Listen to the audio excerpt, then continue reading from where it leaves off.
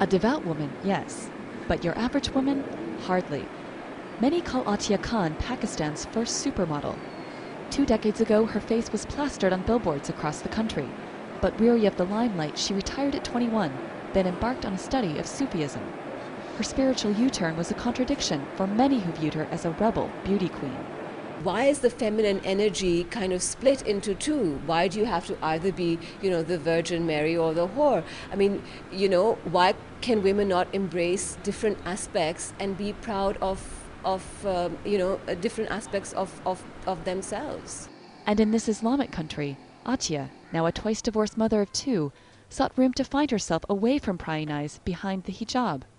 It's not a traditional garment to Pakistan, but it is gaining popularity. I was very, very sort of modern, and then I did the hijab, and now I'm sort of in between.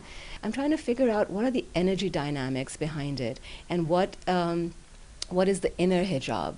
I mean, how do you hold yourself in such a way that, you're not giving the wrong impression?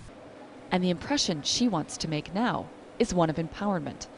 Using her superstar clout, Atiya plans to introduce a line of hip hijabs onto the Pakistan fashion scene. Okay.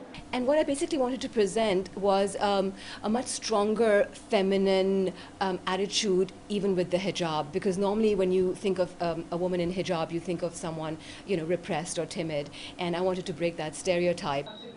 Her collection debuted at Islamic Fashion Week in Malaysia, and she's now preparing for Pakistan's next round of shows, once again adding her own unique take on the modern and spiritual woman to the world of fashion.